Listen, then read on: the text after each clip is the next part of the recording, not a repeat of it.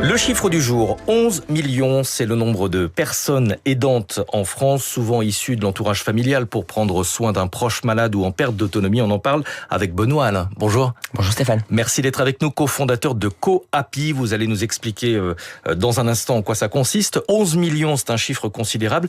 Et vous dites ce chiffre, il est probablement sous-estimé puisqu'une partie des aidants ne se reconnaissent pas comme tels. Absolument. Il y a une étude beaucoup plus récente de 2024 qui estime que un aidant sur 3 ne se reconnaît pas dans cette qualification-là. Ils vont préférer je suis le fils, la fille, l'épouse et prendre soin de leurs proches.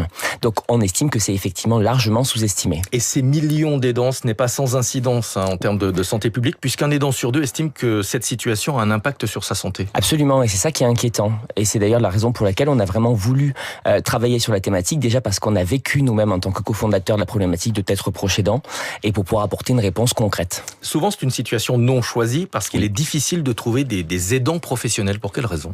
Effectivement, alors il y a beaucoup d'acteurs dans le secteur de l'aide à domicile. Maintenant, ils fonctionnent dans la majorité avec le même business model, ce qui fait qu'ils présentent les mêmes lacunes. Ils répondent pas aux attentes réelles des familles. La première chose, c'est que les familles, elles souhaitent de la stabilité.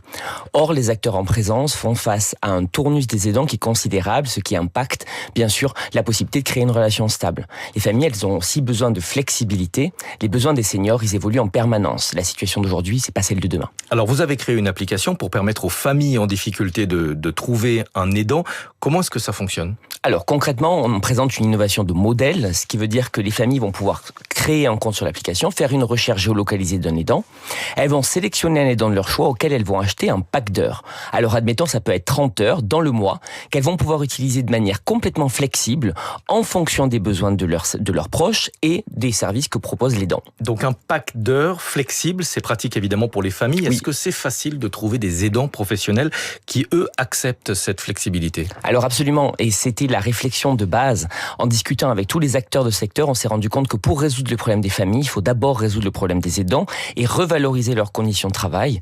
C'est la raison pour laquelle, avec Coapi, les aidants ont la possibilité de fixer eux-mêmes leurs tarifs. Et à titre d'exemple, en France, un aidant sur Coapi, avec un tarif moyen de 25 euros à l'heure, gagne 60% de plus que s'il était salarié. Donc il faut accepter de payer un peu plus cher. Non, justement pas pour les familles, puisque les familles, en règle générale, payent plus cher en passant par des sociétés privées. Avec le vieillissement de la population, la demande va augmenter considérablement. Certaines études évoquent 600 000 postes à pourvoir dans les prochaines années. C'est juste, le besoin va être encore plus important et c'est la raison pour laquelle il est fondamental de trouver une solution pour réattirer des gens dans ce secteur-là et conserver ceux qui le sont déjà.